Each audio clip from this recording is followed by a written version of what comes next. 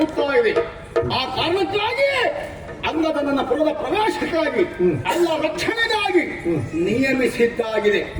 ನೇರವಾಗಿ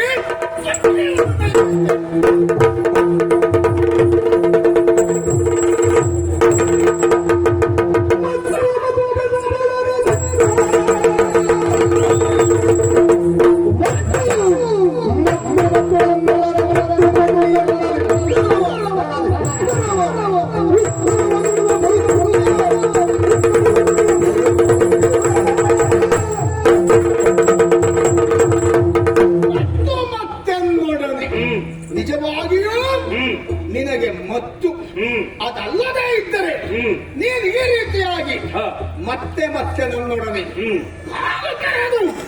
ಹರದು ಜಗಳಕ್ಕಾಗಿ ಹೋರಾಟಕ್ಕಾಗಿ ಬರುವ ಅವಕಾಶವೇ ಇಲ್ಲ.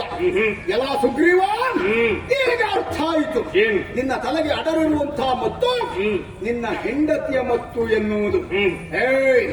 ಆದ್ದರಿಂದಲೇ ಹೇಳ್ತಾ ಇದ್ದೇನೆ, ಈ ಕ್ಷಣದ ಮೊದಲು ನನ್ನಿಂದಲೇ ಪೆಟ್ಟನ್ನ ತಿಂದು ಅವನತವದವನಾಗಿ ಇಲ್ಲಿಂದ ಹೋದವ ಆಗಲೇ ನಿನ್ನ ಜೀವ ತೆಗಿಬೇಕಿತ್ತು. ಹಾಗೆ ಬಿಟ್ಟದ್ರಿಂದ ಈಗ ಮತ್ತೆ ಬರುವುದಕ್ಕೆ ನಿನಗೊಂದು ಅವಕಾಶ ಆಗಿದೆ. ಇನ್ನು ಮುಂದುವರಿದೆ ಅಂತಾದ್ರೆ ನಿನ್ನ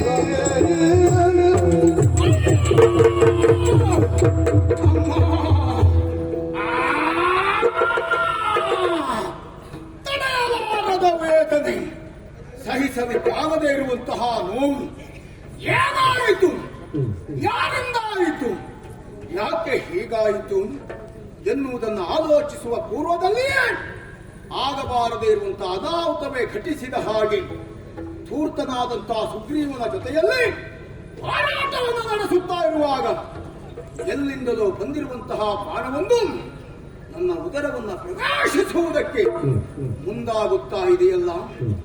ಭೂಮಿಯಿಂದ ಅಪ್ಪಳಿಸಿ ಮೇಲೆ ಬಂತು ಅಲ್ಲ, ಆಕಾಶದಿಂದಲೇ ಬಂದು ನನ್ನ ಉದರ ಪ್ರವೇಶಿಸುತ್ತಾ ಇದೆಯೋ ಅಥವಾ ಮಾಡಿರುವಂತಹ ಕಾರ್ಯವು ಪ್ರಾಣೋತ್ಕಮನ ಸ್ಥಿತಿ, ತಡೆಯಲಾರದ ವೇದನೆ, ಎಲ್ಲಿಲ್ಲದ ನೋವು.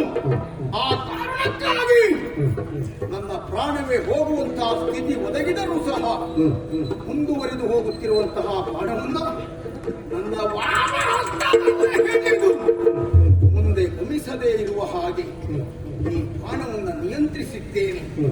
ನನಗಾಗುತ್ತಿರುವಂತಹ ವೇದನೆಯನ್ನ ಭೂಮಿಗೆ ಬಿಟ್ಟು ಆ ಭೂಮಿಯನ್ನೇ ಆಧರಿಸಿ ಮೇಲೆದ್ದು ಸುಧಾರಿಸಿಕೊಂಡು ಇಂತಹ ಕೃತ್ಯಕ್ಕೆ ಕಾರಣರು ಯಾರು ಯಾರು ಯಾರು?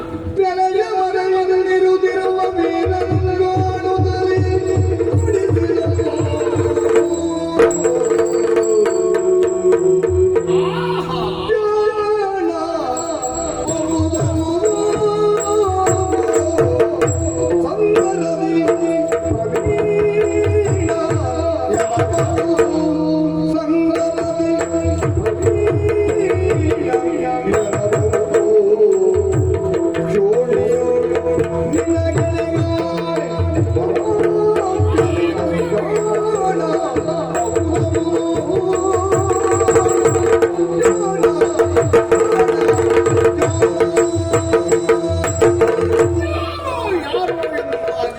ಬಡಿಸುತ್ತಾ ತದೇಕ ಚಿತ್ತನಾಗಿ ಆ ಕಡೆ ಈ ಕಡೆ ದೃಷ್ಟಿಯನ್ನು ಹಾಯಿಸುತ್ತಾ ಇರುವ ಹಾಗೆ ಅದು ನನ್ನ ಕಣ್ಣೆದುರುಗಡೆಯಲ್ಲಿ ದಿವ್ಯವಾದಂತಹ ತೇಜಸ್ಸಿನಿಂದ ತಂಬಳಿಸುತ್ತಾ ಇರುವಂತಹ ಮಾನವರೂಪಿ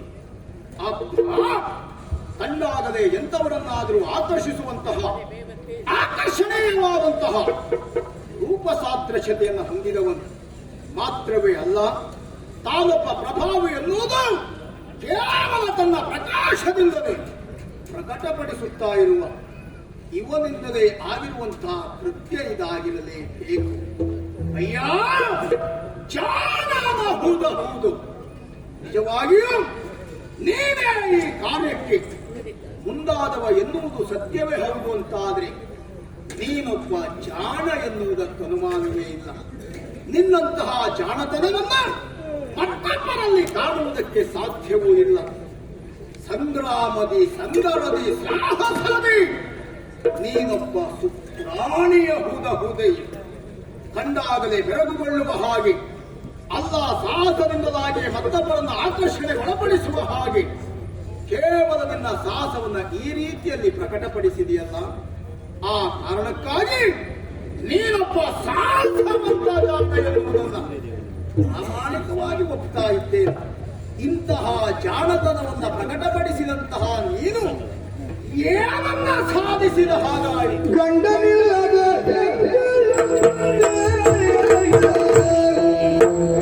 ನಾಚಿಕೊಂಡು ನೀ ಮರೆಯಲಿಲ್ಲ, ನಾಚಿಕೊಂಡು ನೀ ಮರೆಯಲಿಲ್ಲ.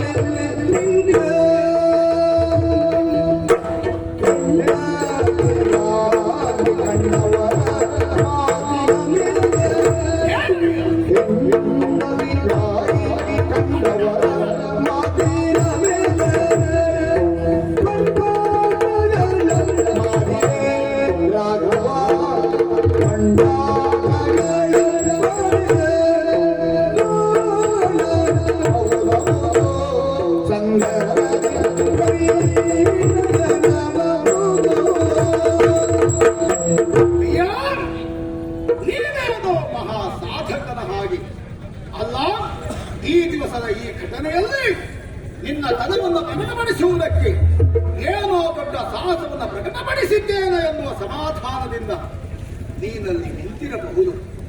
ಆದರೆ ಸೂಕ್ಷ್ಮವಾಗಿ ಆಲೋಚಿಸು, ನೀನು ಮಾಡಿರುವಂತಹ ಕಾರ್ಯ ಎಂತಹ ಹೇಯ ಕಾರ್ಯ ಎನ್ನುವುದು. ಈ ಲೋಕದಲ್ಲಿ ಗಂಡನನ್ನ ಕಳೆದುಕೊಂಡಿರುವಂತಹ ಹೆಣ್ಣೊಬ್ಬಳು ಕುಂಕುಮವನ್ನು ಅಳಿಸಿ ತಲೆಯ ಮೇಲೆ ಸೆರಗನ್ನ ಹೊತ್ತು ಉಳಿದವರಿಗೆ ಮುಖವನ್ನ ತೋರುವುದಕ್ಕೆ ನಾಚಿಕೆಯಾಗಿ ಅಲ್ಲ ಭಯಕ್ಕೆ ತುತ್ತಾಗಿ ಮರೆಯಲ್ಲಿ ನಿಂತಿರ್ತಾಳೆ. ಸಮಾರಂಭವು ಮನೆಗೆ ಅನೇಕರು ಬಂದಾಗಲೂ ತನ್ನ ವಿಧವಾ ಮುಖವನ್ನು ಇನ್ನೊಬ್ಬರಿಗೆ ತೋರ್ಪಡಿಸುವುದಕ್ಕೆ ಭಾಗ್ಯ ಇಲ್ಲದೆ ಸಾಧ್ಯ ಇಲ್ಲದೆ ಮರೆಯಲ್ಲಿ ನಿಂತಿರ್ತಾಳೆ. ನೀನು ಮಾಡಿರುವಂತಹ ಕಾರ್ಯವು ಅದಕ್ಕಿಂತಲೂ ಭಿನ್ನವಾದದ್ದೇನಾಗಲಿಲ್ಲ. ಗಂಡನಿಲ್ಲದ ಹಿಂಗಳೆಯರ ಹಾಗೆ ಮರೆಯಲ್ಲಿ ನಿಂತು ಮರೆಯಿಂದ ನನಗೆ ಬಾಣವನ್ನ ಪ್ರಯೋಗಿಸಿದೆಯಲ್ಲ, ಆಹಾ ಆಹಾ, ನಿಜವಾಗಿಯೂ ನಿನ್ನಂಥವನೇ ಮಾಡಬೇಕಾದಂತಹ ಕಾರ್ಯ ಇದು. ಹಾಗಾದರೆ ನಿನಗಿಲ್ಲಿ ಮೂಲ ಲಕ್ಷ್ಯ ಯಾವುದು ಕೇಳಿದ್ರೆ, ನನಗೆ ಬಾಣ ಪ್ರಯೋಗಿಸಬೇಕು ಎನ್ನುವುದಷ್ಟೇ ನಿನ್ನ ಲಕ್ಷ್ಯ ಬಿಟ್ಟರೆ ಬಾಣವನ್ನು ಹೇಗೆ ಪ್ರಯೋಗಿಸಬೇಕು, ಹೇಗೆ ಎದುರಿಸಬೇಕು ಎನ್ನುವುದು ನಿನ್ನ ಲಕ್ಷ್ಯಕ್ಕೆ ಬಂದ ವಿಷಯ ಅಲ್ಲ. ಅದು ಬಹುಶಃ ನಿನಗೆ ಪ್ರಾಮುಖ್ಯವಾಗಿ ಕಾಣಲು ಇಲ್ಲವೋ ಏನು. ಯಾರ್ಯಾರದ್ದು ಮಾತನ್ನ ಕೇಳಿ ಕಂಡವರ ಕೊಂಡೆಯದ ನುಡಿಗೆ ಕೇವಲ ತನ್ನ ಹೆಂಡತಿಯನ್ನು ಮರಳಿ ಪಡೆಯಬೇಕು ಎಂಬ ಒಂದೇ ಒಂದು ಕಾಂಕ್ಷೆಯಿಂದ ಇಂತಹ ಕಾರ್ಯಕ್ಕೆ ಮುಂದಾಗಿ ಬಿಟ್ಟಿಯಲ್ಲ. ಹೆಂಡತಿಯನ್ನ ಪಡೆಯಬೇಕು ಎನ್ನುವಂತಹ ಒಂದೇ ಒಂದು ಆಸೆಯಿಂದ ಕಂಡವರ ನುಡಿಗೆ ಮರುಳಾಗಿ ನನಗೆ ರೀತಿ ಮೋಸದಿಂದ ಬಾಣವನ್ನು ಪ್ರಯೋಗಿಸಿಬಿಟ್ಟಿಯಲ್ಲ. ಹೀಗೆ ನೀನು ಮಾಡಿರುವಂತಹ ಈ ಕಾರ್ಯದಿಂದ ಆಗಬಹುದಾದಂತಹ ಕಾರಣ ಏನು ಎನ್ನುವುದನ್ನಾದರೂ ಆಲೋಚಿಸಿದ್ದೀಯಾ?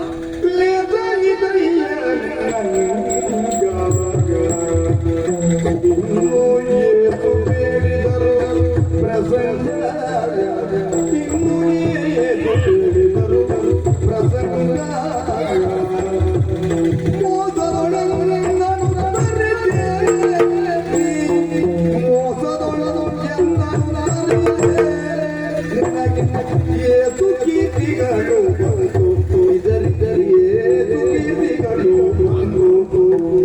ತೊಳೆದ ಪಾಶರಾತಿಗಳು ಮತ್ಸರವೆಂಬ ವಾದಿ ಬಂದನು ಇನ್ನೆಂದು ರಾಗವಾದ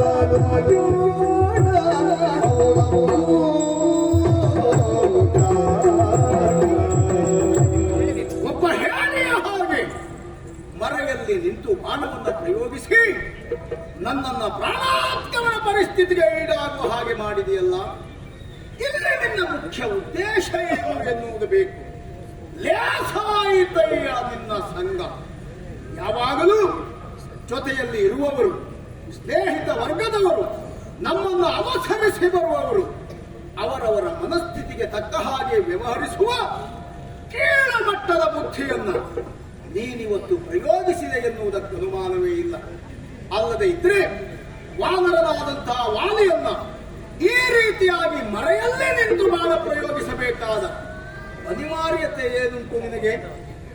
ಮಂಗಗಳ ಹೋರಾಟವನ್ನು ನೋಡಲೇಬೇಕು ಎನ್ನುವಂತಹ ಉದ್ದೇಶ ನಿನಗಿದ್ದೇ ಹೌದು ಅಂತಾದ್ರೆ ಈ ಪರಿಸ್ಥಿತಿಯನ್ನ, ಈ ಸನ್ನಿವೇಶವನ್ನ ನಿರ್ಮಾಣ ಮಾಡಬೇಕಾದಂತಹ ಅಗತ್ಯ ಏನಿತ್ತು ಕೇಳ್ತೇನೆ. ನೀನಾಗಿಯೇ ಬಂದು ನನ್ನಲ್ಲಿಯೇ ಹೇಳಿಕೊಂಡದ್ದು ಅಂತಾದ್ರೆ ಕಪಿಗಳ ಕಾದಾಟಕ್ಕೆ ಅನುಕೂಲವಾದಂತಹ ಸನ್ನಿವೇಶವನ್ನ, ಅದಕ್ಕೆ ಬೇಕಾದಂತಹ ವೇದಿಕೆಯನ್ನು ನಾನೇ ನಿರ್ಮಾಣ ಮಾಡ್ತಾ ಇದ್ದೆ. ಆದರೆ ನೀನು ಹಾಗೆ ಮಾಡಲಿಲ್ಲ. ಹೇಡಿಯಾದಂತಹ ಸುಗ್ರೀವನಲ್ಲಿ ಅಂತ ಒಂದು ಕಾರ್ಯವನ್ನು ನಡೆಸಿದೆ. ನನ್ನನ್ನು ಅವನ ಎದುರುಗಡೆಯಲ್ಲಿ ತಂದು ನಿಲ್ಲಿಸುವ ಮೂಲಕವಾಗಿ ಮಂಗಗಳ ಕಾದಾಟವನ್ನು ಕಾಣುವ ಕೀಳುಮಟ್ಟದ ಅಭಿರುಚಿಯನ್ನ ತೋರ್ಪಡಿಸಿದೆಯಾ? ಇನ್ನೂ ಮೋಸಗಾರಿಕೆಯಿಂದ ನೀನು ಬಾಣವನ್ನು ಪ್ರಯೋಗಿಸುವುದರ ಮೂಲಕವಾಗಿ ನನ್ನನ್ನ ತಿನ್ನುವ ಕಾರ್ಯಕ್ಕೆ ಮುಂದಾದೆ ಎನ್ನುವುದಾಗಿ ಭಾವಿಸೋಣವೇ? ಅದಕ್ಕೂ ಸಾಧ್ಯತೆ ಇಲ್ಲ. ನೋಡಿದಾಗಲೇ ಅರ್ಥ ಆಗ್ತಾ ಇದೆ ನೀನೊಬ್ಬ ಮಾನವ ಎನ್ನುವುದು. ಹಾಗಾದರೆ ಮಾನವರು ಯಾವ ಕಾರಣಕ್ಕೂ ಮಂಗಗಳ ಮಾಂಸವನ್ನ ನಿಲ್ಲುವವನಲ್ಲ. ಮಂಗಗಳ ಮಾಂಸವನ್ನ ತಿನ್ನುವಂತ ಅಭಿರುಚಿ ನಿನಗಿದ್ದದ್ದು ಸುಳ್ಳಾಗಿರಬಹುದು. ಅದು ಯಾವುದೂ ಅಲ್ಲ ಅಂತಾದ ಮೇಲೆ ಯಾವ ಉದ್ದೇಶದಿಂದ ಈ ಬಾಣವನ್ನು ಪ್ರಯೋಗಿಸಿದೆ? ಯಾವ ಉದ್ದೇಶದ ಈಡೇರಿಕೆಯಾಗಿ ನೀನಿಂತ ಕಾರ್ಯಕ್ಕೆ ಮುಂದಾದೆ ಎನ್ನುವುದಾಗಿ ಆಲೋಚಿಸುತ್ತಾ ನಿನ್ನನ್ನೇ ನೋಡುತ್ತಾ ಇದ್ದರೆ ನೀನಲ್ಲವೇ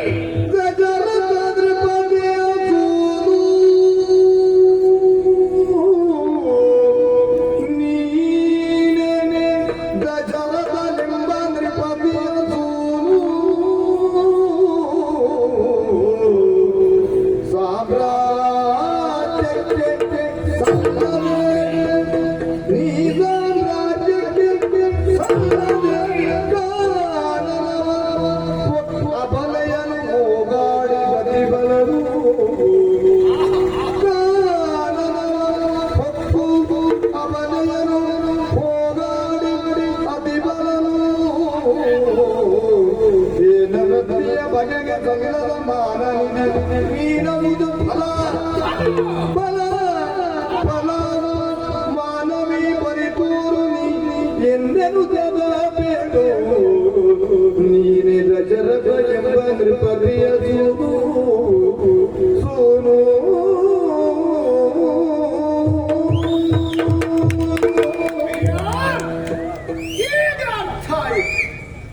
ನಿನ್ನನ್ನ ತದೇಕ ದೃಷ್ಟಿಯಿಂದ ಕಾಣುತ್ತಾ ಇರುವ ಹಾಗೆ ನೀನ್ಯಾರು ನೀನೇನು ಎನ್ನುವುದರ ಅರಿವು ನನಗಾಗುತ್ತಾ ಇದೆ. ನೀನೇ ಅಲ್ಲವೇ ದಶರಥ ನೃಪತಿಯ ಸೂನು, ಅಯೋಧ್ಯೆಯ ಅಧಿಕಾರಿಯಾದಂತಹ ದಶರಥ ಚಕ್ರವರ್ತಿಯ 3 ರಾಣಿಯರಲ್ಲಿ ಹುಟ್ಟಿರುವ 4 ಮಕ್ಕಳಲ್ಲಿ ಹಿರಿಯನಾದಂತಹ ರಾಮ ಅಂದರೆ ನೀನೇ ಅಲ್ಲವೇ? ಸರ್ವವಿದ್ಯಾ ಪಾರಂಗತರಾಗಿ ಅರಮನೆಯಿಂದ ಸೇರಿದ ಬಳಿಕ ಇನ್ನೇನು ಶ್ರೀರಾಮ ಪಟ್ಟಾಭಿಷೇಕ ಎನ್ನುವುದಾಗಿ ಅಯೋಧ್ಯೆಯ ತುಂಬೆಲ್ಲ ಸಂಭ್ರಮ, ಉಲ್ಲಾಸ, ಉತ್ಸಾಹ ಎಲ್ಲರೂ ಹಾಡಿ ಕುಣಿಯುತ್ತಾ ಇರುವಂತಹ ಸಂದರ್ಭ ದಿನವನ್ನು ಕಳೆಯಿತು ಅಂತಾದ್ರೆ ರಾಮ ಶ್ರೀರಾಮ ಪಟ್ಟಾಭಿಷಿಕ್ತನಾಗಿ ರಾಜಾರಾಮನಾಗಿ ವಿಜೃಂಭಿಸ್ತಾ ಇದ್ದ. ನೀನು ಭಾಗ್ಯವಿಹೀನ. ಪಟ್ಟವನ್ನು ಏರಬೇಕಾದಂತಹ ರಾಜಾರಾಮನಾಗಬೇಕಾದಂತಹ ನೀನು ಸಾಮ್ರಾಜ್ಯಕ್ಕೆ ಸಲ್ಲದೆ ತಂದೆಯ ಮಾತಿನ ಹಾಗೆ ತಾಯಿಯ ಅಂಬೋಣ ಕಾಲದಂತೆ ವನವಾಸವನ್ನ ಕೈಗೊಂಡವ. ವನವಾಸ ದೀಕ್ಷೆಯನ್ನ ಕೈಗೊಂಡಿರುವಂತಹ ನೀನು ಮಡದೆಯಾದಂತಹ ಸೀತೆ, ಹಾಗೆಯೇ ತಮ್ಮನಾದಂತಹ ಲಕ್ಷ್ಮಣನ ಜೊತೆಯಲ್ಲಿ ಕಾಡನ್ನ ಸೇರಿಕೊಂಡವನಲ್ಲವೇ? ಭಾರ್ಯ ಸಂರಕ್ಷಣೆ ಎನ್ನುವುದು ಪುರುಷನಿಗೆ ನಿಜ ಧರ್ಮ. ಸೂರ್ಯವಂಶೀಯನಾದಂತಹ ನೀನು ಎಲ್ಲೆಲ್ಲಿ ಸೂರ್ಯರಶ್ಮಿ ಪಸರಿಸುತ್ತದೋ ಅಲ್ಲೆಲ್ಲವೂ ಸೂರ್ಯವಂಶೀಯರ ಆಡಳಿತದ ಸೂತ್ರ ಎನ್ನುವುದು ನಾನು ತಿಳಿದಿದ್ದೇನೆ. ಹಾಗಾದರೆ ಅಂತಹ ಒಂದು ಯೋಗ್ಯತಾ ಸಂಪನ್ನನಾದಂತಹ ನೀನು ಕಾಡನ್ನ ಸೇರಿಕೊಂಡಿರುವಂತಹ ಸಂದರ್ಭದಲ್ಲಿ ನಿನ್ನ ಆಚಾರ ವ್ಯವಹಾರ ಎನ್ನುವುದು ಉಳಿದವರಿಗೆ ಆದರ್ಶವಾಗಬೇಕಿತ್ತು ರಾಮ. ಆದರೆ ಅದು ಹಾಗಾಗಲಿಲ್ಲ. ಹೆಂಡತಿಯನ್ನು ರಕ್ಷಣೆ ಮಾಡಿಕೊಳ್ಳಬೇಕಾದಂತಹ ನಿನಗೆ ಆ ಯೋಗ್ಯತೆ ಇಲ್ಲದೆ ಹೋಯಿತು. ದುಷ್ಟನಾದಂತಹ ದುರುಳನಾದಂತಹ ಕೋಟಕಂಟಕನಾದಂತಹ ಆ ರಾವಣೇಶ್ವರ ಸನ್ಯಾಸಿ ವೇಷವನ್ನ ಧರಿಸಿ ಬಂದು ನಿನ್ನ ಹೆಂಡತಿಯನ್ನ ಅಪಹರಿಸಿಕೊಂಡು ಹೋದ. ಹೆಂಡತಿಯನ್ನು ರಕ್ಷಣೆ ಮಾಡಬೇಕಾದದ್ದು ಪುರುಷನಿಗೆ ಧರ್ಮ ಎನ್ನುವುದು ನಿನಗೆ ಮತ್ತೊಬ್ಬರು ಉಪದೇಶ ಮಾಡಬೇಕಾದಂತ ಅನಿವಾರ್ಯತೆ ಇಲ್ಲವಲ್ಲ ರಾಮ. ಆದರೆ ನೀನೇನು ಮಾಡಿದೆ? ಉಳಿದವರಿಗೆ ಉಪದೇಶ ಮಾಡಬೇಕಾದಂತಹ ಯೋಗ್ಯತಾ ಸ್ಥಾನದಲ್ಲಿರುವಂತಹ ನೀನೇ ನಿನ್ನ ಹೆಂಡತಿಯನ್ನು ರಕ್ಷಣೆ ಮಾಡಿಕೊಳ್ಳುವುದರಲ್ಲಿ ವಿಫಲನಾಗಿ ಹೋದೆ. ಅಲ್ಲಿಂದ ಹೆಂಡತಿಯನ್ನು ಕಳಕೊಂಡ ಮೇಲೆ ತಮ್ಮನಾದಂತಹ ಸುಗ್ರೀವನನ್ನು ಒಡಗೂಡಿಕೊಂಡು ಅಲ್ಲಲ್ಲಿ ನಿನ್ನ ಮಡದಿ ಸೀತೆಗಾಗಿ ಅರಸಿ ಹೆಂಡತಿಯನ್ನೇ ಹುಡುಕುತ್ತಾ ಈ ಮಾರ್ಗವಾಗಿ ಇಲ್ಲಿಗೆ ಬಂದು ಸುಗ್ರೀವನ ಸಖ್ಯತನವನ್ನು ಬೆಳೆಸಿದೆಯ. ಅವನು ನಿನಗೆ ಇವನು ನಿನಗೆ ರಾಮ, ಇವನು ನಿನಗೆ ನೀ ಇವನ ಬಲದಲ್ಲಿ ನಿನ್ನ ವೈರಿಯ ಬಲದ, ನೀ ಅವನ ಬಲದಲ್ಲಿ ನಿನ್ನ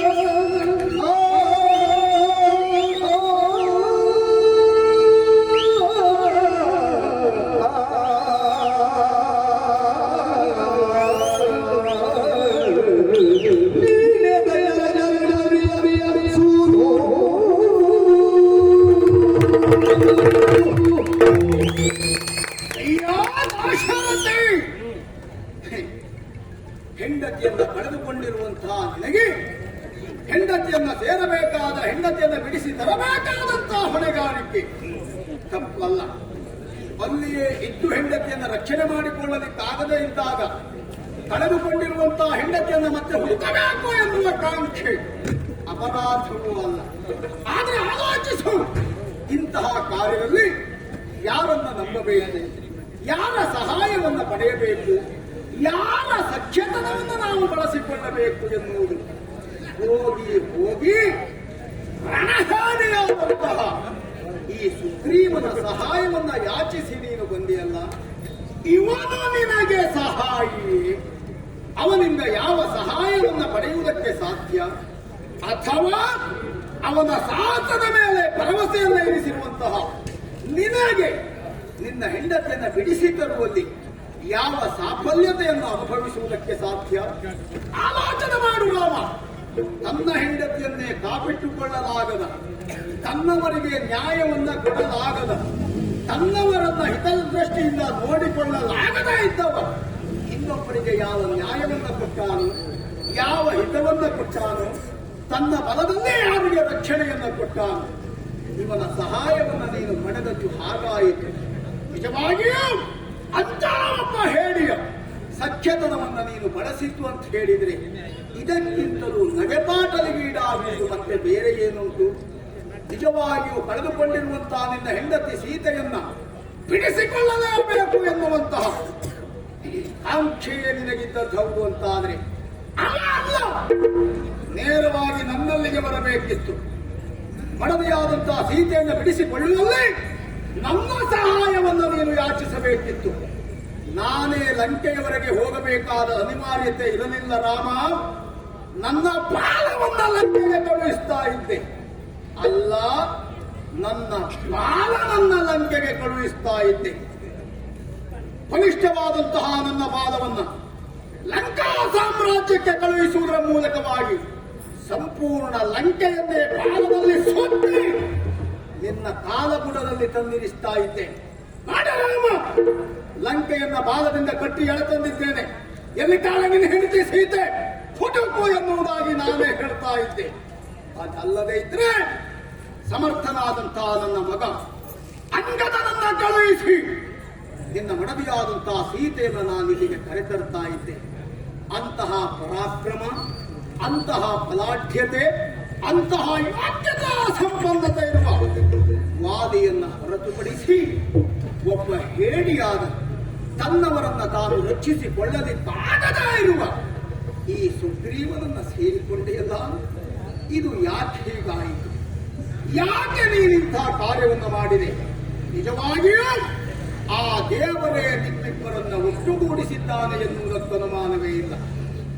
ಅವನು ತನ್ನ ಹೆಂಡತಿಯನ್ನ ರಕ್ಷಣೆ ಮಾಡಿಕೊಳ್ಳಲಾಗದೇ ಇರುವ ಹೇಳಿ, ನೀನು ನಿನ್ನ ಹೆಂಡತಿಯನ್ನ ರಕ್ಷಿಸಿಕೊಳ್ಳಲಿಕ್ಕಾಗದೇ ಇರುವವ. ಇಬ್ಬರು ಹೆಂಡಿರನ್ನ ಕಳೆದುಕೊಂಡ ಸಮಾನ ದುಃಖಿಗಳು. ಬಹುಶಃ ಆ ಕಾರಣಕ್ಕಾಗಿ ಆ ದೇವರೇ ನಿಮ್ಮನ್ನ ಒಟ್ಟುಗೂಡಿಸಿದ್ದಾನೆ ಎನ್ನುವುದಕ್ಕೆ ಅನುಮಾನವೇ ಇಲ್ಲ. ಈಗ ಹಾಳು, ಸೂರ್ಯವಂಶೀಯನಾದಂತಹ ನೀನು ಹೇಗೆ ಹಾಗೆ ಬರೆಯಲ್ಲಿ ನಿಂತು ಪಾಠವನ್ನ ಪ್ರಯೋಗಿಸುವುದರ ಮೂಲಕವಾಗಿ ನನ್ನನ್ನು ಈ ಸ್ಥಿತಿಗೆ ತಂದೆಯಲ್ಲ. ಅದಕ್ಕೆ ಕಾರಣ ಏನು? ಒಬ್ಬ ಕ್ಷತ್ರಿಯ ವೀರನಾಗಿ, ಸೂರ್ಯವಂಶೀಯನಾಗಿ ನಿಮ್ಮವರ ಧವಳ ಕೀರ್ತಿಗೆ ಮಲಿನತೆ ಬಾರದೇ ಇರುವ ಹಾಗೆ ಶ್ವೇತಶುಭ್ರವಾದಂತಹ ಬದುಕನ್ನು ಸಾಗಿಸಬೇಕು ಎನ್ನುವ ಆಸೆ ಕಾಂಕ್ಷೆ ನಿನಗಿದ್ದದ್ದೇ ಹೌದು ಅಂತಾದ್ರೆ ಮತ್ತೊಬ್ಬರು ಬೆರಳಿಟ್ಟು ತೋರಿಸುವಂತಹ ಇಂತಹ ಹೇಯ ಕೃತ್ಯಕ್ಕೆ ಯಾಕೆ ಮುಂದಾದೆ? ಸೂರ್ಯವಂಶದ ಧವಳ ಪರಂಪರೆ ಎನ್ನುವುದು ಶ್ವೇತಶುಭ್ರವಾದಂತಹ ಬಟ್ಟೆಯ ಹಾಗೆ. ನೀನು ಮಾಡಿರುವಂತಹ ಈ ಕಾರ್ಯ ಅಂತಹ ಬಿಳಿಯ ವಸ್ತ್ರದ ಮೇಲೆ ಕಪ್ಪು ಚುಕ್ಕೆಯೊಂದು ಬಿದ್ದ ಹಾಗೆ. ನಿಮ್ಮವರ ಕೀರ್ತಿಗೆ ನೀನೇ ಯಾಕೆ ಕಳಂಕವನ್ನ ತಂದೆ? ನನ್ನನ್ನ ಈ ರೀತಿಯಾಗಿ ಕೊಲ್ಲಲೇಬೇಕಾದಂತಹ ಅನಿವಾರ್ಯತೆ ನಿನಗೇನು? ಯಾಕೆ ಇಂತಹ ಕಾರ್ಯ? ಸ್ಪಷ್ಟವಾಗಿ ಉತ್ತರಿಸು ರಾಮ. ತಲೆಯ ಮೇಲಿದ್ದ ಜನಪಾಲಂತೈದೈದೈ ಸುರಪತು ಮಾಡಗಿದ್ದೆನು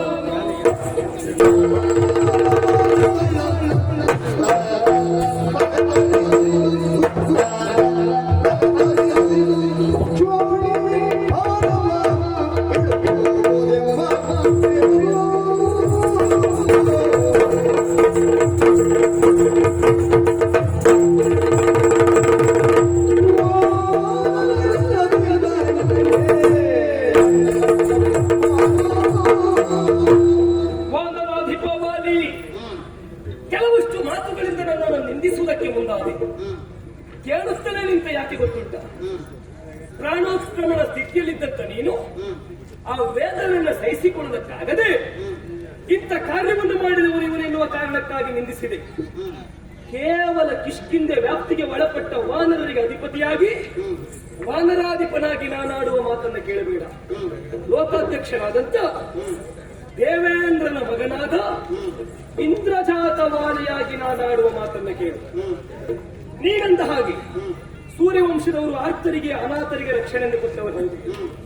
ಎಲ್ಲಿಯೂ ಯಾರು ಇನ್ನೊಬ್ಬರಿಂದ ಹಿಂಸೆಗೊಳಗಾಗ್ತಾರೋ ಹಿಂಸಿಸಿದವರಿಗೆ ಶಿಕ್ಷೆ, ಹಿಂಸೆಗೊಳಗಾದವರಿಗೆ ರಕ್ಷಣೆ ಕೊಟ್ಟವರು ಹೌದು. ಇಕ್ಷಾಕು ವಂಶದಲ್ಲಿ ಯಾರು ಬೆಳಗಿದ್ದಾರೋ ಅವರೆಲ್ಲರೂ ಇಂಥದೊಂದು ಕಾರ್ಯವನ್ನು ಮಾಡುವ ಮುಖೇನ ಎತ್ತರಕ್ಕೆ ಹೋದವರಿದ್ದಾರೆ. ಅವರ ಕೀರ್ತಿಗೆ ಮಸಿ ಬಳಿಯುವ ಕಾರ್ಯವನ್ನ ಯಾವತ್ತೂ ರಾಮಚಂದ್ರ ಮಾಡಿದವನಲ್ಲ. ಒಂದೊಂದು ರೀತಿಯಲ್ಲಿ ನನ್ನನ್ನು ನಿಂದಿಸುವುದಕ್ಕೆ ಮುಂದಾದೆ. ಸುಗ್ರೀವನ ಸಖ್ಯ ಮಾಡಿದೆ, ಮನೆಯಲ್ಲಿ ನಿಂತು ಬಾಣವನ್ನು ಪ್ರಯೋಗ ಮಾಡಿದೆ. ನೀನೊಬ್ಬ ಅದೃಷ್ಟಹೀನಾಯನವಾಗಿ ಹೇಳಿಕೊಂಡೆ. ನಾನು ನಡೆದು ಬಂದ ಹಾದಿಯಿಂದ ಇಲ್ಲಿಯವರೆಗೆ ನಾನು ಹೇಳುವುದಾದ್ರೆ ಪಟ್ಟಬಂಧ ಮಹೋತ್ಸವ ನನಗೆ ಎನ್ನುವ ಹಾಗೆ ನನ್ನಯ್ಯ ದಶರಥ ಚಕ್ರವರ್ತಿಗಳು ತೀರ್ಮಾನ ಮಾಡಿದ್ದು ಹೌದು. ಪಟ್ಟಾಭಿಷಿಕ್ತನಾಗಬೇಕಾದ ಮುಹೂರ್ತಕ್ಕೆ ಸಾಕೇತದ ಸಾರ್ವಭೌಮತ್ವವನ್ನು ಭರತನಿಗೆ ಕೊಡುವುದರ ಮುಖೇನ 14 ವರ್ಷ ಕಾನನವಾಸ ಎನ್ನುವ ಹಾಗೆ ಮಾತೆ ಕೈಕಿ ಆಡಿದ ಮಾತನ್ನು ಈಡೇರಿಸುವುದಕ್ಕಾಗಿ ನಾನು ಅಲ್ಲಿಂದ ಬಂದದ್ದು ಸತ್ಯ. ಆದ್ರೆ ಒಂದು ನೆನಪಿಡು, ರಾಮಚಂದ್ರ ಎಲ್ಲಿಯೇ ಇರಲಿ ಅಯೋಧ್ಯೆ ಎನ್ನುವುದು ರಾಮನದ್ದೇ ಹೊರತು ಅನ್ಯರಿಗೆ ಯಾರಿಗಾಗುವುದಕ್ಕೂ ಸಾಧ್ಯವಿಲ್ಲ. ಯಾವ ಕಡೆಯಲ್ಲಿ ರಾಮನ ಸಂಚಾರವೇ ಆಗಲಿ ಅಯೋಧ್ಯೆಯಲ್ಲಿ ರಾಮನ ರಾಜ್ಯದ ಪ್ರತಿಷ್ಠಾಪನೆ ಆಗುವುದೇ ವಿನಃ ಇನ್ನೊಬ್ಬರ ರಾಜ್ಯ ಪ್ರತಿಷ್ಠಾಪನೆ ಆಗುವುದಿಲ್ಲ. ಅದಕ್ಕೆ ಸಾಕ್ಷಿಯಾಗಿ ಹೇಳಬೇಕು ಅಂತಾದ್ರೆ ಚಿತ್ರಕೂಟಕ್ಕೆ ಪ್ರವೇಶ ಮಾಡಿದ ಭರತ ಪಾದುಕೆಯನ್ನು ಪಡೆದುಕೊಂಡು ಹೋಗಿ ನನ್ನನ್ನ ರಾಮಚಂದ್ರವಿದ್ದ ಸ್ಥಿತಿಯಲ್ಲೇ ನಾನು ಇರ್ತೇನೆ ಎನ್ನುವ ಹಾಗೆ ನಂದಿ ಗ್ರಾಮದಲ್ಲಿ ಪಾದುಕೆಯನ್ನಿಟ್ಟು ಪೂಜೆ ಮಾಡುತ್ತಾ ಇದ್ದಾನೆ.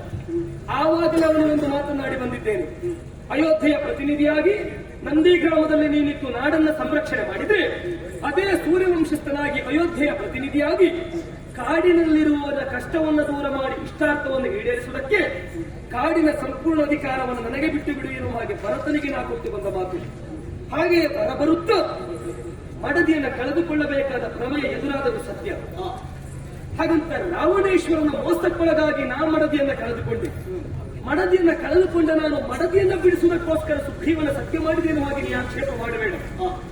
ಯಾರು ಕಷ್ಟದಲ್ಲಿದ್ದಾರೋ ಅವರ ಕಷ್ಟವನ್ನು ದೂರ ಮಾಡುವಳು ನಾನಾದ್ದರಿಂದ ಮತಂಗ ಮಹರ್ಷಿಗಳ ಆಶ್ರಮದ ಸಮೀಪ ಬರುವಾಗ ಶಬರಿ ನನ್ನ ದರ್ಶನಕ್ಕಾಗಿ ಕಾಯುತ್ತಾ ಇದ್ದಳು.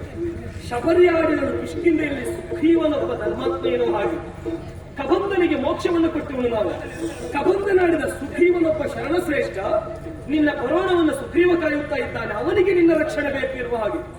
ಆಗಲೇ ನಾನು ಹೇಳುತ್ತಾ ಬಂದೆ, ಸುಗ್ರೀವಂ ಶರಣಂ ಗಚ್ಚಾಮಿ, ಸುಗ್ರೀವನಿಗೆ ನಾನು ಶರಣು ಹೋದೆ. ಅದರರ್ಥ ನಾನು ಸೋತು ಸುಗ್ರೀವನ ಬಲವನ್ನು ಪಡೆಯುತ್ತೇನೆ ಎನ್ನುವುದರ ಅರ್ಥ ಅಲ್ಲ. ಸುಗ್ರೀವನೆನ್ನುವ ಧರ್ಮಾತ್ಮನಿಗೆ ಶರಣಶ್ರೇಷ್ಠನಿಗೆ ನಾನು ಶರಣಾಗ್ತೇನೆ, ಧರ್ಮಕ್ಕೆ ನಾನು ಶರಣ ಹೋಗ್ತೇನೆ ಎನ್ನುವಾಗಿ ಹೇಳಿ ಬಂದವನಿದ್ದೆ. ಮತ್ತೆ ನಿನ್ನನ್ನು ಯಾಕೆ ಈ ರೀತಿಯಾಗಿ ಮನೆಯಲ್ಲಿ ನಿಂತು ಬಾಣವನ್ನು ಪ್ರಯೋಗ ಮಾಡಿದೆ? ಮುಂಭಾಗದಲ್ಲಿ ಬಂದು ಬಾಣವನ್ನು ಪ್ರಯೋಗ ಮಾಡುವುದಕ್ಕೆ ಆಗದೇ ಇದ್ದದ್ದೇನೂ ಅಲ್ಲ. ಇಂದ್ರದತ್ತವಾದ ವರ ನಿನ್ನಲ್ಲಿದ್ದರೂ ವರಕ್ಕೆ ಚ್ಯುತಿಬಾರದ ರೀತಿಯಲ್ಲಿ ಕೊಲ್ಲುವುದು ಹೇಗೆ ಅಥವಾ ಬುದ್ಧಿ ಕಲಿಸುವುದು ಹೇಗೆ ನನಗೆ ಗೊತ್ತುಂಟು. ಆದರೂ ನಿನ್ನ ಮುಂದೆ ಬರಲಿಲ್ಲ ಯಾಕೆ? ಒಂದು ದೇವೇಂದ್ರನ ವರದ ಮಹತ್ವಕ್ಕೆ ಆದರೆ ಅದೇ ಪ್ರಧಾನ ಅಲ್ಲ. ತಮ್ಮನ ಹೆಂಡತಿಯನ್ನ ಯಾವ ರೀತಿಯಾಗಿ ನಾನು ನೋಡಿಕೊಳ್ಳಬೇಕೆನ್ನುವುದನ್ನು ಅರ್ಥ ಮಾಡಿಕೊಳ್ಳುವುದಕ್ಕಾಗದೆ ತಮ್ಮನ ಹೆಂಡತಿಯನ್ನ ಕಾಮಾಂಧನಾಗಿ ಮೋಹಿಸಿದ ವಾಲಿಗೆ ಹೆಣ್ಣು ಮಕ್ಕಳನ್ನ ಸಂರಕ್ಷಣೆ ಮಾಡುವ ರಾಮ ಮುಖ ತೋರಿಸುವುದು ಎಷ್ಟರ ಮಟ್ಟಿಗೆ ಸತ್ಯವಾಗುವುದು ಎನ್ನುವ ಕಾರಣಕ್ಕಾಗಿ ಮರೆಯಲ್ಲೇ ನಿಂತೆ. ಹಾಗಂತ ಮರೆಯಲ್ಲೇ ನಿಂತು ಈಗ ಬಾಣವನ್ನು ಪ್ರಯೋಗ ಮಾಡಿದ ಅಪರಾಧ ಎನ್ನುವಾಗ ಆಕ್ಷೇಪ ಮಾಡಬೇಡ. ಯಾಕೆ? ಬಾಣವನ್ನು ಪ್ರಯೋಗ ಮಾಡದೆ ನಾನು ಅನುಷ್ಠೇಂಕಾರವನ್ನು ಮಾಡಿದ್ದೇನೆ, ಬಾಣವನ್ನು ಪ್ರಯೋಗ ಮಾಡ್ತಾ ಇದ್ದೇನೆ ವಾಲಿ ಎನ್ನುವಾಗಿ ಸೂಚನೆ ಕೊಟ್ಟಿದ್ದೇನೆ. ಆಗಲೂ ನೀನು ಮಧಾಂಧನಾಗಿ ಸುಗ್ರೀವನ ಕೊರಳನ್ನು ಮುರಿಯುವುದಕ್ಕೆ ಮುಂದಾದೆ ವಿನಃ ಶಬ್ದ ಬಂದ ಕಡೆಗೆ ಲಕ್ಷ್ಯ ಕೊಟ್ಟವನಲ್ಲ. ಇನ್ನೂ ಒಂದು ವಿಷಯವನ್ನು ಹೇಳ್ತೇನೆ, ನಾನು ಅಪರಾಧಿ ಆಗುವುದಿಲ್ಲ ಅನ್ನೋದಕ್ಕೆ ಸಾಕ್ಷಿ ಯಾರು ದಂಡನೆಗೆ ಅರ್ಹನಾಗ್ತಾನೋ ಅವನನ್ನ ದಂಡಿಸುವ ದಂಡಾಧಿಕಾರಿಯಾದವನು ಮರಣದಂಡನೆ ಶಿಕ್ಷೆ ಕೊಟ್ಟಾಗ ಅವ ಅಲ್ಲೇ ಇದ್ದಾಗ ಕೊಲ್ಲಬೇಕು, ಹೀಗೆ ಇದ್ದಾಗ ಕೊಲ್ಲಬೇಕು ಎನ್ನುವ ನಿಯಮಗಳಿಲ್ಲ. ದಂಡನೆಗೆ ಯಾರು ಅರ್ಹನಾಗ್ತಾನೋ ಅವನನ್ನ ದಂಡಿಸುವ ಎಲ್ಲಿ ಹೇಗೆ ಯಾವಾಗ ಬೇಕಾದ್ರೂ ಕೊಲ್ಲುವ ಸಾಮರ್ಥ್ಯ ಇದ್ದವರು ಕೊಲ್ಲಲೇಬೇಕು. ನೀನು ಮರಣದಂಡನೆಗೆ ಅರ್ಹನಾದ್ದರಿಂದ ನಿನ್ನನ್ನು ಹೇಗೆ ಬೇಕಾದ್ರೂ ಹಾಗೆ ಕೊಲ್ಲುವ ಅಧಿಕಾರ ನನಗುಂಟು. ನೀನಂದ ಹಾಗೆ ಚತುಸ್ಸಮುದ್ರದ ಮಧ್ಯದಲ್ಲಿರುವಂತ ಆರ್ಯಾವರ್ತ ಎಲ್ಲವೂ ಮಾಂಧಾತ ವಂಶದ ಆಳ್ವಿಕೆಗೆ ಒಳಪಟ್ಟದ್ದು ಸತ್ಯ. ಅದಕ್ಕನುಗುಣವಾಗಿ ನಾನು ಬಂದು ನಿನಗೆ ಈ ರೀತಿಯಾಗಿ ಶಿಕ್ಷೆ ಕೊಡಬೇಕಾದ ಪ್ರಮೇಯ ಎದುರಾಗಿತ್ತು. ಮತ್ತೆ ಹೇಳಿದೆಯಲ್ಲ, ಹೆಂಡತಿನ ಕಳೆದುಕೊಂಡ ಸುಗ್ರೀವನ ಸತ್ಯವನ್ನ ಮಾಡಿ ನಿನ್ನ ಹೆಂಡತಿನ ಬಿಡಿಸಿಕೊಳ್ಳುವುದಕ್ಕೆ ನಿನ್ನಿದಾರಿತ ಇರುವ ಹಾಗೆ ಅವನ ಸತ್ಯ ನನಗೆ ಬೇಕಾದದ್ದೇನೂ ಅಲ್ಲ. ನಾ ಸಂಕಲ್ಪ ಮಾಡಿ ಶರವನ್ನು ಪ್ರಯೋಗ ಮಾಡಿದ್ದೆ ಹೌದಾದ್ರೆ ಲಂಕೆಯಲ್ಲಿ ಎಲ್ಲಿಯೇ ರಾವಣ ಇದ್ದರೂ ರಾವಣೇಶ್ವರನ ಕೊಂದು ಮಡದಿಯಾದಂತಹ ಸೀತೆಯನ್ನು ಹುಡುಕಿ ತರುವುದರ ಮುಖೇನ ಅಸ್ಪರ್ಶವಾದಂತ ಬಾಣೆ ಎನ್ನುವುದು ಗಂಗೆಯನ್ನು ಸೇರುವ ಮುಖೇನ ಶುದ್ಧವಾಗಿ ನನ್ನ ಬತ್ತಳಿಕೆಯನ್ನು ಸೇರುವ ಸಾಮರ್ಥ್ಯ ಉಂಟು. ಆದರೂ ನಾನು ಯಾಕೆ ಸುಗ್ರೀವನಿಗೆ ಶರಣ ಬಂದೆ? ಯಾಕೆ ನಿನ್ನ ಸಹಾಯವನ್ನು ಬಳಸಿಕೊಳ್ಳಿಲ್ಲ? ತನ್ನ ಹೆಂಡತಿಯ ಮಾನವನ್ನ ಸಂರಕ್ಷಣೆ ಮಾಡಿಕೊಳ್ಳುವುದಕ್ಕಾಗಿ ನಿನ್ನ ಸಹಾಯ ಬಳಸಿಕೊಂಡರೆ ಏನಾಗ್ತದೆ ಗೊತ್ತುಂಟ? ಇನ್ನೊಬ್ಬರ ಹೆಣ್ಣಿನ ಮಾನದ ಬೆಲೆ ಗೊತ್ತಿಲ್ಲದ ವಾಲಿಯ ಸಹಾಯವನ್ನು ನಾ ಬಯಸಿಕೊಂಡರೆ ನನ್ನ ಹೆಂಡತಿಯ ಮಾನವನ್ನ ನಾ ಸಂರಕ್ಷಣೆ ಮಾಡಿದಾಗ ಆಗುದಿಲ್ಲ. ಮಾನಿನಿಯ ಮಾನದ ಬೆಲೆ ಗೊತ್ತಿಲ್ಲದೆ ಇದ್ದವನಿಗೆ ಮಾರಾಟ ಮಾಡಿದಾಗ ಆಗ್ತದೆ. ತಮ್ಮನ ಹೆಂಡತಿಯನ್ನು ಹೇಗೆ ಕಾಣಬೇಕೆನ್ನುವುದು ಗೊತ್ತಿಲ್ಲದೆ ಇದ್ದವನು ನೀನು. ಮತ್ತೆ ರಾವಣನ ವಿಷಯವನ್ನು ಅರ್ಥ ಮಾಡಿಕೊಂಡಾಗ ನಾನಿನ್ನ ಸತ್ಯವನ್ನು ಬಯಸಲಿಲ್ಲ. ಯಾಕೆ?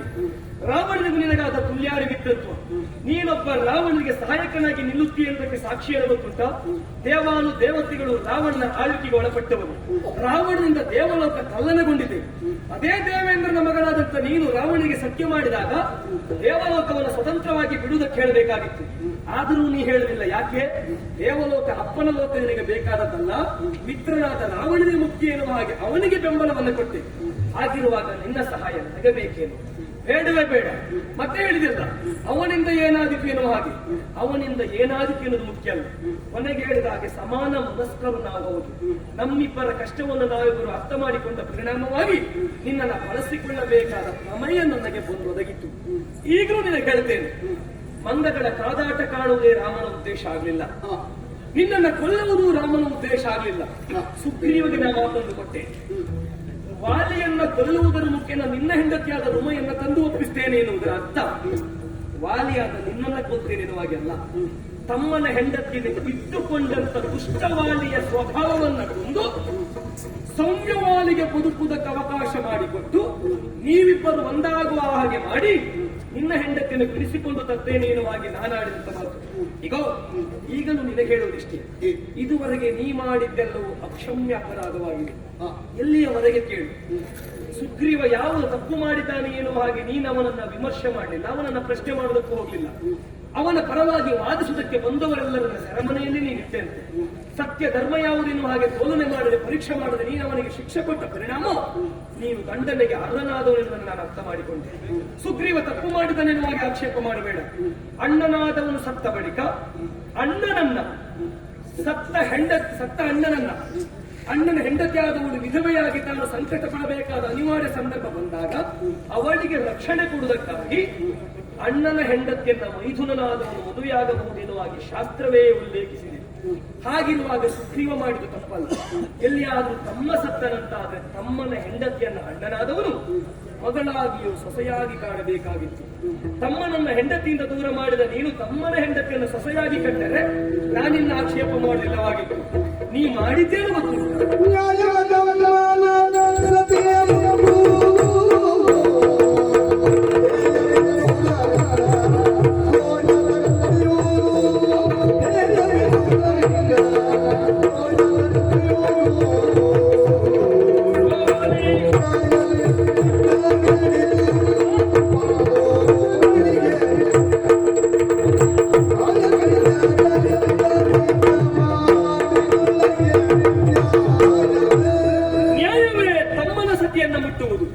ಸೊಸೆಯಂತೆಯೋ ಮಗಳಂತೆ ನೀ ಕಂಡರೆ ನಾನಿನ್ನನ್ನ ಕೊಲ್ಲುವುದಿಲ್ಲವಾಗಿತ್ತು. ಬಲಾತ್ಕಾರವಾಗಿ ನೀ ಬೋಧಿಸಿದೆ. ತಮ್ಮನ ಹೆಂಡತಿಯನ್ನ ಬೋಧಿಸಿದ ಕಾಮಾಂಧ ನೀನು. ಸತ್ಯ ಹೇಳಬೇಕ, ನೀ ಮಾಡಿದ ಒಂದು ಪ್ರಕರಣದಿಂದ ಈ ಕಿಷ್ಕಿಂದೆಗೆ ಮಾತ್ರ ಅವಮಾನ ಆದದ್ದಲ್ಲ, ನಿನಗೆ ಮಾತ್ರ ಶಿಕ್ಷೆ ಆದದ್ದಲ್ಲ. ಈ ಶಿಕ್ಷೆ ದೇವೇಂದ್ರನಿಗೂ ಸಲ್ಲುತ್ತದೆ. ಯಾಕೆ ಗೊತ್ತುಂಟ? ಗೌತಮನ ಮಡದಿಯಾದಂತ ಅಹಲ್ಯೆಯನ್ನ ಮೋಸದಿಂದ ದೇವೇಂದ್ರ ಕೂಡಿದ ಪರಿಣಾಮ ವೃಷಣಹೀನನಾಗುವ ಎನ್ನುವ ಹಾಗೆ ಗೌತಮರು ಕೊಟ್ಟ ಶಾಪದ ಜೊತೆಗೆ ಇನ್ನೊಂದು ಮಾತನಾಡಿದ್ದಾರೆ ಅವರು. ಇವತ್ತು ನೀ ಮಾಡಿದ ಆದರ್ಶವನ್ನ ಲೋಕದಲ್ಲಿ ಯಾರೇ ಪಾಲನೆ ಮಾಡಲಿ, ಯಾರೇ ಇನ್ನೊಬ್ಬ ಹೆಂಡತಿಯ ಮಾನವನ್ನ ಕೆಡಿಸುವುದಕ್ಕೆ ಹೋಗಲಿ, ಅವ ಮಾಡಿದ ಪಾಪದಲ್ಲಿ ಒಂದು ಭಾಗ ದೇವೇಂದ್ರ ನಿನಗೂ ತಟ್ಟುತ್ತದೆ ಎನ್ನುವ ಹಾಗೆ ನೀ ಮಾಡಿದ ಕೃತ್ಯದಿಂದ ನೀ ಮಾಡಿದ ಈ ಪಾಪದ ಒಂದು ಭಾಗ ಎನ್ನುವುದು ನಿನ್ನಪ್ಪನಿಗೂ ತಂದು ತಟ್ಟಿದೆ. ಅಪ್ಪನಿಗೆ ಪಾಪದ ಪಾಲನ್ನು ಕೊಟ್ಟ ನೀನೊಬ್ಬನು ದಂಡನೆಗೆ ಅರ್ಹನಾಗಿದ್ದೀಯ. ಇನ್ನೂ ಒಂದುಂಟು, ಯಾರು ಶಿಕ್ಷೆಗೆ ಅರ್ಹರಾಗಿರ್ತಾರೋ ಅವರನ್ನ ಶಿಕ್ಷಿಸದೆ ಬಿಟ್ಟದ್ದೇ ಹೌದು ಅಂತಾದ್ರೆ ನಾನು ಅಧರ್ಮಿ ಆಗ್ತೇನೆ. ನಾ ಅಧರ್ಮಿಯಾಗುವುದಕ್ಕೆ ಮುಂದಾಗುವುದಿಲ್ಲ. ಮತ್ತೆ ನಿನಗೆ ನಾ ಇಲ್ಲಿ ಶಿಕ್ಷೆ ಕೊಡದಿದ್ದರೆ ಏನಾಗ್ತದೆ ಗೊತ್ತುಂಟ? ಯಾರು ಚಕ್ರವರ್ತಿಯ ಅಧಿಕಾರಕ್ಕೆ ಒಳಪಟ್ಟಿರ್ತಾನೋ ಅವನಿಗೆ ಚಕ್ರವರ್ತಿ ಶಿಕ್ಷೆ ಕೊಡದಿದ್ದ ಆ ಕಾಲಕ್ಕೆ ಆ ಶಿಕ್ಷೆ ಎನ್ನುವುದು ನರಕದಲ್ಲಿ ಪ್ರಾಪ್ತಿಯಾಗ್ತದೆ ಅಂತ. ಇಲ್ಲಿ ಮಾಡಿದ ತಪ್ಪಿಗೆ ನೀನು ನರಕದಲ್ಲಿ ಶಿಕ್ಷೆಯನ್ನು ಅನುಭವಿಸಬೇಕಾಗಿತ್ತು. ಇಂದ್ರನ ಮಗನಾದಂತ ವಾಲಿಗೆ ನರಕದಲ್ಲಿ ಶಿಕ್ಷೆ ಆಗುವುದು ಬೇಡ ಎನ್ನುವ ಕಾರಣಕ್ಕಾಗಿ ನಾನಿನಗೆ ಗಾಯಕಂಡನ ಶಿಕ್ಷೆಯನ್ನು ಕೊಟ್ಟೆ. ನಾ ಕೊಟ್ಟ ಶಿಕ್ಷೆಯನ್ನು ನೀ ಅನುಭವಿಸಿದ್ದರಿಂದ ಸ್ವರ್ಗ ನಿನ್ನ ಪಾಲಿಗೆ ಪ್ರಾಪ್ತವಾಗುವುದು. ಇಷ್ಟನ್ನು ನೀ ಅರ್ಥ ಮಾಡಿಕೊಂಡು ಇನ್ನು ನಿನಗೆ ಬದುಕುವ ಆಸೆ ಇದ್ದರೆ ಹಿಂದೆ ಕಡೆಯಲೆ ಬಾಳ ಕರುಣೋ ಎದುರೇ ಬಂದೆ ಈ ಒಳಗಣ ಸತ್ಯವರಿದರೆ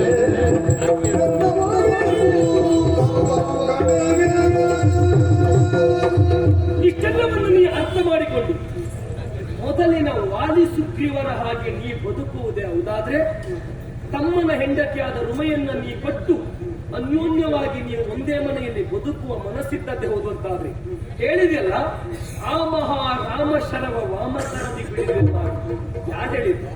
ನೀನಲ್ಲ, ನಾ ಬಿಟ್ಟ ಬಾಣವನ್ನು ನಿನ್ನ ಬಲದಿಂದ ಹಿಡಿದದ್ದು. ನನ್ನ ಸಂಕಲ್ಪವೇ ಅಷ್ಟೇ. ಹೋಗು, ಈಶ್ವರ ಇಷ್ಟಕ್ಕೆ ನಿಲ್ಲುವೆನ್ನುವ ಹಾಗೆ ನಾ ಸಂಕಲ್ಪ ಮಾಡಿದ್ದು. ನನ್ನ ಸಂಕಲ್ಪದಿಂದ ಆ ಶರ ನಿಂತಿದೆ. ನೀ ಕೈ ಬಿಟ್ಟರೂ ಆ ಬಾಣ ನಿನ್ನ ಉದರದ ಒಳಗೆ ಹೋಗುವುದಿಲ್ಲ. ಅದು ನಿನ್ನ ಹಿಡಿತಲ್ಲ, ನನ್ನ ಹಿಡಿತ.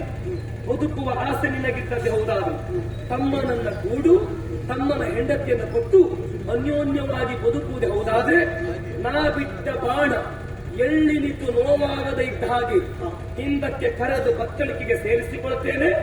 ಹೇಳು ಮುಂದಿನ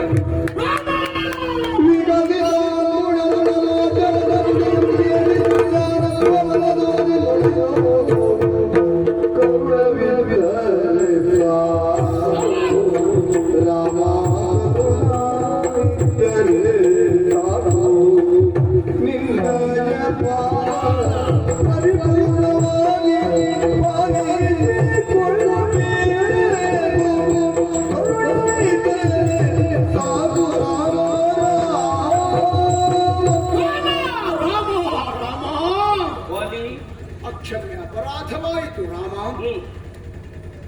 ಒಂದೇ ಮುಖದಲ್ಲಿ ಆಲೋಚಿಸಿ ಕಣ್ಣಿಗೆ ಕಂಡಿರುವುದೇ ಸತ್ಯ ಎನ್ನುವುದಾಗಿ ಭಾವಿಸಿ ಶ್ವೇತ ಶುಭ್ರವಾದಂತಹ ನಿನ್ನ ವ್ಯಕ್ತಿತ್ವವನ್ನೇ ನಾನು ಹೀಗಳೆದೆ ಬಾಯಿಗೆ ಬಂದ ಹಾಗೆ ನಿನ್ನನ್ನು ಪ್ರಚಾರಿಸಿ ಬಿಟ್ಟೆ. ನೀನು ಮಾಡಿರುವುದು ಇದು ನಿನಗೆ ಶೋಭೆಯಲ್ಲ ಎನ್ನುವುದಾಗಿ ಹೇಳಿದೆ ರಾಮ. ಅಂದ್ರೆ ಇಷ್ಟರವರೆಗೆ ಈ ವಾಲಿ ಏನೇ ಮಾಡಿದರು, ಏನನ್ನೇ ಸಾಧಿಸಿದರು, ಯಾರೋ ನನ್ನನ್ನು ಪ್ರಶ್ನಿಸುವುದಕ್ಕೆ ಅವಕಾಶವನ್ನು ಕೊಟ್ಟವ ಅಲ್ಲ. ಸರಿ ಇದ್ದಾಗ ಸರಿ ಎನ್ನುವುದಾಗಿ ಆಯಿತಲ್ಲ, ತಪ್ಪನ್ನೇ ನಾನು ಎಸಗಿದಾಗಲು ನನ್ನ ಭಯಕ್ಕೆ ತುತ್ತಾಗಿ ಯಾರು ತಪ್ಪನ್ನ ತಪ್ಪೋ ಎನ್ನುವುದಾಗಿ ಹೇಳಲಿಲ್ಲ. ಆದ್ದರಿಂದಲೇ ಇಲ್ಲಿಯವರೆಗೆ ಏಕಮುಖವಾಗಿ ನಡೆದಿರುವಂತಹ ನನ್ನ ದಾರಿ, ಅದರಲ್ಲಿಯೇ ಕಂಡಿರುವಂತಹ ಯಶಸ್ಸು ನನ್ನನ್ನ ಇಂಥ ಅಧಪತನಕ್ಕೆ ತಳ್ಳಿತು ಎನ್ನುವುದು ಈಗ ಅರ್ಥ ಆಯಿತು. ನಾನಾಗಿ ಆಲೋಚಿಸಲಿಲ್ಲ, ಮತ್ತೊಬ್ಬರು ಹೇಳಿದ್ದನ್ನ ಕೇಳುವುದಕ್ಕೆ ನಾನು ಅವಕಾಶ ಕೊಡಲಿಲ್ಲ. ಆದ್ದರಿಂದಲೇ ನಾನು ಮಾಡಿರುವಂತಹ ಅಪರಾಧದ ಸಂಖ್ಯೆಗಳು ಹೆಚ್ಚಾಯಿತು ಬಿಟ್ರೆ ನನ್ನ ವ್ಯಕ್ತಿತ್ವಕ್ಕೊಂದು ಬೆಲೆ ಎನ್ನುವುದು ಬರದೇ ಹೋಯಿತು. ಜನರೆಲ್ಲರೂ ನಮ್ಮವರೆಲ್ಲರೂ ನನ್ನ ಪಾಲಿಗೆ ಗೌರವವನ್ನು ಕೊಡ್ತಾ ಇರುವುದು ಕೇವಲ ನನ್ನ ವರ್ಚಸ್ಸಿಗೆ ಎನ್ನುವುದಾಗಿ ನಾನು ಭಾವಿಸಿದೆ. ಅದಲ್ಲ, ಕೇವಲ ನನ್ನ ಭಯಕ್ಕೆ ಎನ್ನುವುದು ಈಗ ಅರ್ಥ ಆಗಿದೆ.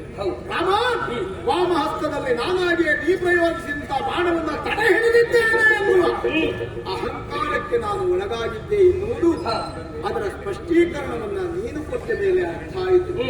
ಮತ್ತೆ ಬದುಕಬೇಕು ಎನ್ನುವ ಆಸೆ ಇದ್ದರೆ ನೀನೇ ಎನ್ನುವ ಅವಕಾಶವನ್ನು ಕಲ್ಪಿಸಿಕೊಡಬಹುದು. ಆದರೆ ರಾಮ, ಯಾರಿಗಾಗಿ ಬದುಕಬೇಕು ವಾದಿ? ಯಾಕಾಗಿ ಬದುಕಬೇಕು ವಾದಿ? ಯಾವ ಸಾರ್ಥಕತೆಗಾಗಿ ನನ್ನ ಬದುಕು ಹೇಳು ರಾಮ? ಇಲ್ಲಿಯವರೆಗೆ ದೌರ್ಜನ್ಯವನ್ನ ದೌಷ್ಟ್ಯವನ್ನ ಮೆರೆಸಿ ಕೇವಲ ಸಾಹಸದಿಂದಲಾಗಿ ಎಲ್ಲವೂ ಸಾಧ್ಯ ಎನ್ನುವುದಾಗಿ ತೋರ್ಪಡಿಸುವಲ್ಲಿ ಅನೇಕ ಬಾರಿ ನಾನು ಎಡೆಬಿದವ ಎನ್ನುವುದು ಈಗ ಅರ್ಥ ಆಗ್ತಾ ಇದೆ. ಈ ಪ್ರಪಂಚದಲ್ಲಿ ನರರಾಗಲಿ, ವಾನರರಾಗಲಿ, ರಕ್ಕಸರಾಗಲಿ, ದೇವತೆಗಳಾಗಲಿ, ಯಾರೇ ಆಗಲಿ ನಡೆಯುವ ದಾರಿಯಲ್ಲಿ ಯಾವುದೇ ತಪ್ಪುಗಳಿದ್ದಾಗಲೂ ಅಂತಹ ತಪ್ಪುಗಳನ್ನ ಎತ್ತಿ ಎಚ್ಚರಿಸುವಂತಹ ಮತ್ತೊಬ್ಬ ಶಕ್ತಿ ಇದ್ದಾಗ ಮಾತ್ರ ಬದುಕು ಪರಿಪೂರ್ಣವಾಗುವುದಕ್ಕೆ ಸಾಧ್ಯ. ಎಲ್ಲಿ ನಾ ಮಾಡಿದ್ದೇ ಸರಿ ಎನ್ನುವುದಾಗಿ ಭಾವಿಸಿಕೊಂಡು ವ್ಯಕ್ತಿಯೊಬ್ಬ ಮುಂದುವರಿಯುತ್ತಾನೋ ಒಂದಲ್ಲ ಒಂದು ದಿವಸ ದುರಂತದ ಅಂತ್ಯ ಎನ್ನುವುದು ಕಟ್ಟಿಟ್ಟ ಬುತ್ತಿ ಎನ್ನುವುದಕ್ಕೆ ನಾನೇ ಜ್ವಲಂತ ಸಾಕ್ಷಿ. ರಾಮ, ನಿನ್ನ ಕರುಣಾ ಕವಚದ ರಕ್ಷಣೆಯಿಂದಲಾಗಿ ಮುಂದೆ ನನಗೆ ಬದುಕುವುದಕ್ಕೆ ನೀನೇನು ಅವಕಾಶವನ್ನು ಕಲ್ಪಿಸಿಕೊಳ್ಳಬಹುದು. ಆದರೆ ಅಗತ್ಯ ಇಲ್ಲ. ನನ್ನ ಬದುಕಿನ ಅನಿವಾರ್ಯತೆ ಇಲ್ಲ ರಾಮ. ನಿನ್ನಂತಹ ಸಾತ್ವಿಕ ಶಿರೋಮಣಿಯ, ನಿನ್ನಂತಹ ಲೋಕ ಕಲ್ಯಾಣ ಮೂರ್ತಿಯ ಅವಶ್ಯಕತೆ ಪ್ರಪಂಚಕ್ಕುಂಟು ಬಿಟ್ರೆ ಇನ್ನೊಬ್ಬನ ಹೆಂಡತಿಯನ್ನ ಬಯಸಿ ತಮ್ಮನ ಹೆಂಡತಿ ಮಗಳಂತೆ ನೋಡಿಕೊಳ್ಳಬೇಕಾದವಳನ್ನ ದುರಾಗ್ರಹದಿಂದ ಬಂದಿರಿಸಿಕೊಳ್ಳುವ ನನ್ನಂತ ದುಷ್ಟರ ಬದುಕಿನ ಅನಿವಾರ್ಯತೆ ಪ್ರಪಂಚಕ್ಕಿಲ್ಲ. ಈ ಲೋಕಕ್ಕೆ ರಾಮನ ಅಗತ್ಯ ಉಂಟು ಬಿಟ್ರೆ ವಾಲಿಯ ಅಗತ್ಯ ಇಲ್ಲ. ಈ ಪ್ರಪಂಚಕ್ಕೆ ರಾಮನ ಸಾತ್ವಿಕತೆಯ ಅಗತ್ಯ ಉಂಟು ಬಿಟ್ರೆ ನನ್ನಂತಹ ದುಷ್ಟತನದ ಅವಶ್ಯಕತೆ ಇಲ್ಲವೇ ಇಲ್ಲ. ಹಾಗಾಗಿ ನಿನ್ನ ಕರುಣವಿದ್ದರೆ ಸಾಕು. ಎಲ್ಲೆಲ್ಲಿಯೂ ಲೋಕದಲ್ಲಿ ಎಲ್ಲಿ ಬೆಳಕು ಪಸರಿಸುತ್ತದೋ ಅಲ್ಲೆಲ್ಲವೂ ರಾಮ ರಾಮ ರಾಮ ಎನ್ನುವಂತಹ ಎರಡಕ್ಷರದ ಒಂದು ಶಬ್ದ ವಿರಾಜಮಾನವಾಗಿದೆ. ಎಲ್ಲೆಲ್ಲಿ ಧ್ವನಿ ಎನ್ನುವುದು ಹರಡುತ್ತದೋ ಲೋಕದಲ್ಲಿ ಕೇಳುವ ಪ್ರತಿಯೊಂದು ಧ್ವನಿಯು ಪಕ್ಷ ಭೇದವಿಲ್ಲದೆ ಅಯೋಧ್ಯೆ ಅಯೋಧ್ಯೆ ಅಯೋಧ್ಯೆ ಎಲ್ಲಿ ಅಯೋಧ್ಯೆಯ ಸಾಕಾರವಾಗುತ್ತದೋ, ಎಲ್ಲಿ ರಾಮನ ಸಾಕ್ಷಾತ್ಕಾರವಾಗುತ್ತದೋ ಆಗಲೇ ಲೋಕ ಸುಭಿಕ್ಷವಾಗಿರುವುದಕ್ಕೆ ಸಾಧ್ಯ ಎನ್ನುವುದು ನಾನು ಅರ್ಥ ಮಾಡಿಕೊಂಡಿದ್ದೇನೆ ರಾಮ. ಇಷ್ಟು ನೀ ಅರ್ಥ ಮಾಡಿಕೊಂಡ ಮೇಲೆ ನೀ ಹೇಳಿದ ಹಾಗೆ ಎಲ್ಲದೂ ಆಗಬೇಕಾದ್ರೆ ಯಾರಲ್ಲಿ ಎಲ್ಲ ವಾಲಿ ಎನ್ನುವ ಮಂದನ ಬುದ್ಧಿ ಉಂಟು ಆ ಬುದ್ಧಿಯನ್ನು ರಾಮ ದೂರ ಮಾಡಬೇಕು. ಅದು ದೂರ ಮಾಡಬೇಕಾದ ಅಗತ್ಯ ಇಲ್ಲ. ಮತ್ತೆ ಯಾಕೆಂದ್ರೆ ನಿನ್ನನ್ನ ನೋಡಿದ ಮೇಲೆ, ನಿನ್ನ ಮಾತು ಕೇಳಿದ ಮೇಲೆ ವಾಲಿಯೇ ಬದಲಾಗಿದ್ದೇನೆ. ಸ್ವಂತ ವಾಲಿ ಬುದ್ಧಿಯವನೇ ಅಂತಾದ ಮೇಲೆ ನನ್ನ ಬುದ್ಧಿ ಹೋಲುವವರು ಬದಲಾಗದೆ ರಾಮನ ಮಾತನ್ನು ಕೇಳಿ ವಾಲಿ ಬದಲಾದದಲ್ಲ, ವಾಲಿಗೆ ತಾಗಿದ ಬಾಣದಿಂದ ಬದಲಾದದ್ದು ನೆನಪಿನಲ್ಲಿ. ನಿಜವಾಗಿ ಈ ಕ್ಷೇತ್ರಕ್ಕೆ ಯುದ್ಧಕ್ಕೆ ಬರುವುದಕ್ಕಿಂತ ಮೊದಲು ನನ್ನ ಹೆಂಡತಿಯಾದಂತಹ ತಾರಾದೇವಿಯು ಉಳಿದವರು ಬಹಳ ಹೆದರಿಸಿದ್ರು. ಇವತ್ತಿನ ವಾಲಿ ಮೋಕ್ಷ ಎನ್ನುವುದು ಅಥವಾ ಇವತ್ತು ವಾಲಿ ಸುಗ್ರೀವರ ಕಾಳಗ ಎನ್ನುವುದು ಬಹಳ ಕಷ್ಟ ಉಂಟು. ಇಷ್ಟು ದಿವಸ ನಿಮ್ಮ ಜೊತೆಗಿದ್ದ ಸುಗ್ರೀವ ಒಬ್ಬನೇ ಬಂದದ್ದಲ್ಲ, ಮತ್ತೊಬ್ಬ ಭಯಕಾರಕನಾದಂತಹ ಲೋಕ ಕಲ್ಯಾಣ ಎನ್ನುವುದಾಗಿಯೇ ನನಗೆ ಹೆದರಿಸಿದ್ರು. ಅದು ಹಾಗೆ ಪ್ರಕರಣ ಅದು ಏನು ಗೊತ್ತುಂಟ, ಎಲ್ಲರೂ ರಾಮನನ್ನ ಭಯ ಹುಟ್ಟಿಸುವಂತ ತಿಳ್ಕೊಂಡೇ ಹಾಳಾದ ಬಿಟ್ರೆ ರಾಮ ಕರುಣಾಜನಕೇನವಾಗಿ ಯಾರು ಯೋಚನೆ ಮಾಡ್ತಿದ್ರು. ಯಾಕೆ ನಿನ್ನ ಭಯಕಾರಕ ಎನ್ನುವುದಾಗಿ ಹೇಳಿದ್ರು ಎನ್ನುವ ಸೂಕ್ಷ್ಮ ನನಗೆ ಈಗ ಅರ್ಥ ಆಯಿತು. ಯಾಕೆ ರಾಮ ಭಯಕಾರಕ ಅಲ್ಲ, ರಾಮ ಭೀತಿಕಾರಕ ಅಲ್ಲ, ರಾಮ ಯಾರಿಗೂ ಕ್ರೀಡಾಕಾರಕ ಅಲ್ಲ. ಯಾರು ದುಷ್ಟರಾಗಿರ್ತಾರೋ ಅಂಥವರಿಗೆ ಮಾತ್ರ ರಾಮ ಭಯಕಾರಕ, ಅಂಥವರಿಗೆ ಮಾತ್ರ ರಾಮ ಸ್ವಪ್ನ. ಹಾಗಾದ್ರೆ ನನ್ನನ್ನ ನಮ್ಮವರೆಲ್ಲರೂ ದುಷ್ಟ ನೀನು ಕೆಟ್ಟವ ಎನ್ನುವುದಕ್ಕೆ ಹೇಳುವುದಕ್ಕೆ ಸಾಧ್ಯ ಇಲ್ಲದೆ ರಾಮನೆದುರಿಗೆ ಇವತ್ತು ಹೋಗುವಾಗ ಜಾಗ್ರತೆ ಜಾಗ್ರತೆ ಜಾಗ್ರತೆ ಅಂತ ಹೇಳಿದ್ರು. ನಿನ್ನ ಹೆಂಡತಿಯು ನಿನ್ನ ದುಷ್ಟರ ಸಾಲಿಗೆ ಸೇರಿಸಿದ್ದಾಳಂತ.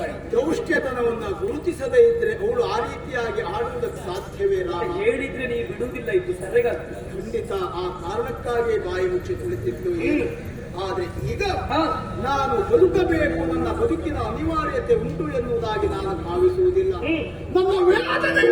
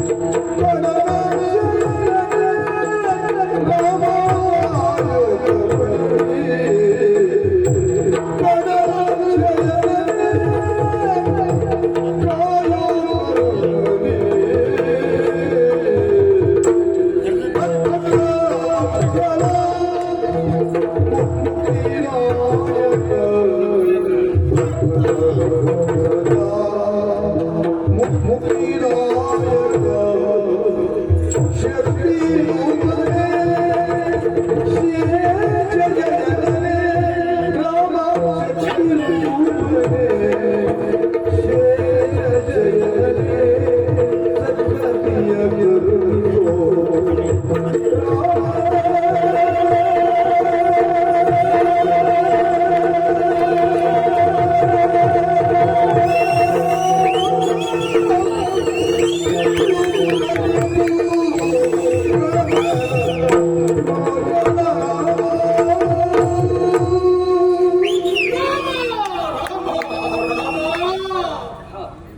ಇನ್ನು ಬದುಕಬೇಕು ಎನ್ನುವ ಆಸೆ ನನಗಿಲ್ಲ ರಾಮ.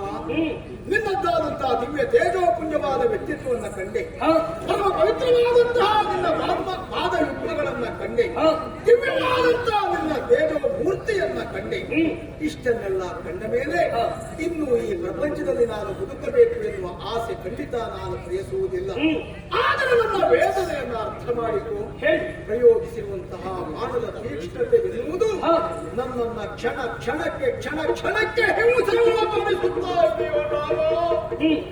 ಒಡಲು ಸುಡುತ್ತಾ ಇದೆ, ತಾಪಾಯವನ್ನು ಹೆಚ್ಚುತ್ತಾ ಇದೆ.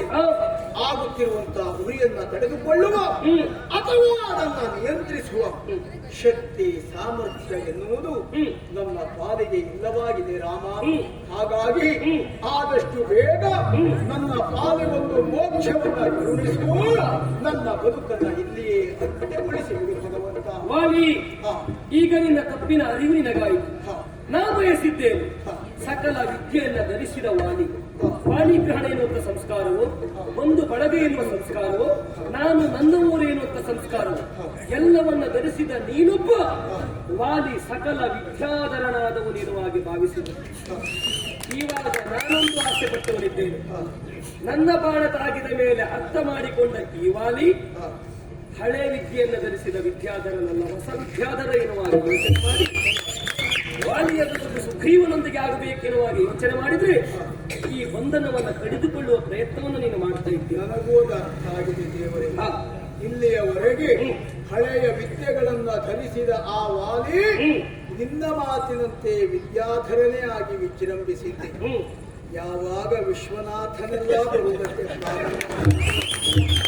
ಸ್ವಲ್ಪ ಜಾಗೃತನಾಗಿದೆ. ನೀನು ಜಾಗರೂಕನಾಗಬೇಕೆನ್ನುವುದೇ ನನ್ನ ಆಸೆಯಾಗಿದೆ. ಆದ್ರೆ ಏನ್ ಮಾಡೋಣ, ಕೊನೆ ಹಂತಕ್ಕೆ ಬಂದಬಿಟ್ಟು. ಕೊನೆಯ ಹಂತ ಆದ್ರೂ ನಿನಗೆ ಬದುಕುವುದಕ್ಕೆ ನಾನು ಅವಕಾಶ ಕೊಡುತ್ತಾ ಇದ್ದೆ. ಯಾಕೆ ಗೊತ್ತುಂಟ? ನಾ ಉತ್ತರದಿಂದ ಬಂದೆ, ನೀ ದಕ್ಷಿಣದಲ್ಲಿ ಹೆಸರು ಮಾಡಿದವ. ಇಲ್ಲಿಗೆ ನಿನ್ನ ಅಗತ್ಯ ಉಂಟು ಎನ್ನುವ ಕಾರಣಕ್ಕಾಗಿ ಬದುಕುವುದಕ್ಕೊಂದು ಮಾರ್ಗ ತೋರಿಸಿದ್ರೆ ಬದುಕು ನಿನಗೆ ಇಷ್ಟ ಇಲ್ಲೇನುವಾಗಿ ಹೇಳುತ್ತೆ ಅಂತ. ಬೇಡ ಎಂದು ಉತ್ತರ ದಕ್ಷಿಣ ಎರಡೂ ನಿನಗೆ ಇಷ್ಟಕ್ಕಾಗಿ ನನಗೆ ದಾರ ಎರದೆ ಅಂತಾರೆ. ಇನ್ನು ಹೆದರಬೇಡ, ನಿನಗೆ ಬೇಕಾದ ಮೋಕ್ಷವನ್ನು ಶರಕ್ಕೆ ಸಂಕಲ್ಪ ಮಾಡಿದ್ದೇನೆ.